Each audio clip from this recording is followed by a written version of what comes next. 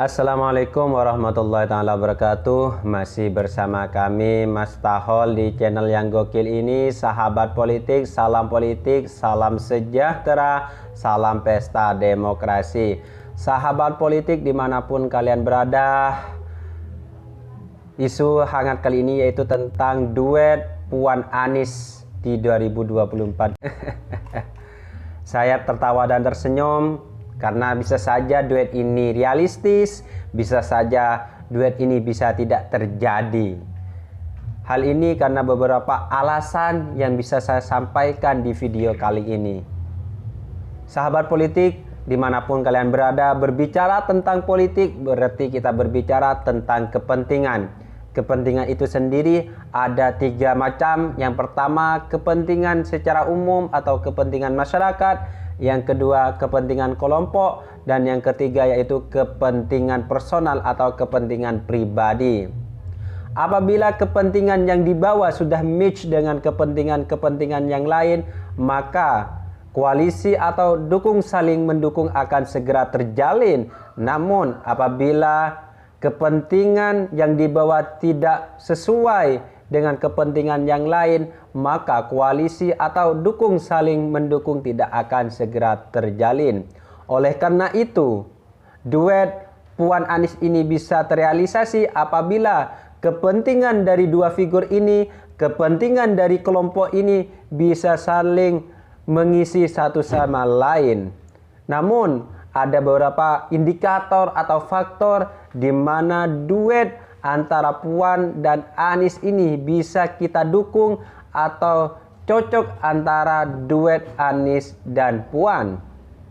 Yang pertama, alasan mengapa duet ini cocok yaitu kedua figur ini sama-sama cerdas, sama-sama pintar. Yang satunya menjadi ketua DPR RI, sementara Anies Baswedan menjadi gubernur DKI Jakarta yang mana sudah melakukan banyak kesuksesan, banyak terobosan di DKI Jakarta. Yang kedua, yaitu kedua figur ini sama-sama cucu dari pahlawan nasional atau pahlawan Indonesia, di mana Puan Maharani ini merupakan cucu dari Presiden pertama Indonesia yaitu Insinyur Soekarno. Sementara Anies Baswedan merupakan cucu dari pahlawan Indonesia yaitu Abdurrahman Baswedan. Sekedar informasi bahwasanya Abdurrahman Baswedan ini merupakan sosok pahlawan yang membawa dokumen pernyataan dari negara Mesir tentang kemerdekaan RI secara de facto dan de jure. Alasan ketiga kenapa duet Puan Anies ini cocok atau bisa kita dukung di 2024 karena dua figur ini saling mengisi satu sama lain, di mana Puan Maharani yang merupakan politisi dari PDIP, sementara Anies Baswedan merupakan akademisi. Alasan yang keempat yaitu apabila duet Puan Anies ini realistis, maka hal ini akan mengakhiri dikotomi antara kampret dan cebong. Seperti yang kita ketahui bahwasanya semenjak pemilu 2019 kemarin ada dua kelompok yang terlahir gara-gara pemilu ini. Yang pertama, kelompok yang kita kenal dengan cebong. Yang kedua, kelompok yang dipanggil dengan julukan kampret. Oleh karena itu, apabila duet Puan Anies ini bisa terjadi, maka akan mengakhiri bahasa atau panggilan cebong dan kampret.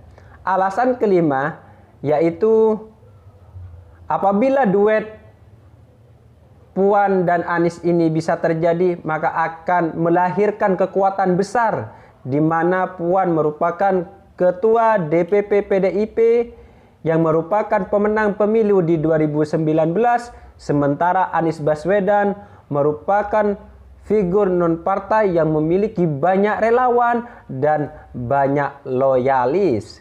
Namun, ada seorang tokoh dari Ketua DPP Jarnas Milianis yang menyatakan bahwasanya akan banyak relawan Anies Baswedan yang membubarkan diri apabila Anies Baswedan hanya menjadi cawapres dari Puan Maharani.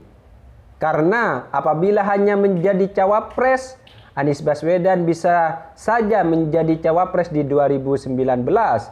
Pada waktu 2019 kemarin, Anies Baswedan sudah diminta menjadi cawapres dari Prabowo Subianto, di mana Prabowo Subianto sudah sebanyak 3 kali meminta Anies Baswedan menjadi cawapres, namun Anies Baswedan menolak secara baik, menolak secara halus karena Anies Baswedan belum selesai menjabat sebagai DKI Jakarta dan belum selesai menerima tanggung jawab dari masyarakat DKI Jakarta.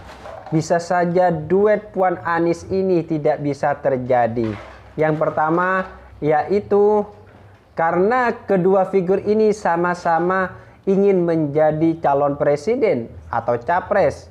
Anies ingin menjadi capres karena elektabilitas dan kapasitasnya yang selalu meningkat. Sementara Puan ingin menjadi capres karena PDIP merupakan pemenang pemilu di 2019 kemarin. Oleh karena itu, hal inilah yang akan menghambat duet Anies Puan itu akan terjadi. Yang kedua, yaitu pendukung dari Puan dan Anies ini tidak pernah match, tidak pernah akur, sehingga hal ini sulit menggabungkan kedua dukungan ini, di mana Anies Baswedan didukung oleh masyarakat yang terdidik dan religius, sementara Puan Maharani didukung oleh masyarakat yang nasionalis. Oke, itulah menurut kami alasan-alasan kenapa Puan Anies bisa realistis dan tidak bisa realistis menjadi capres dan cawapres di 2024 mendatang.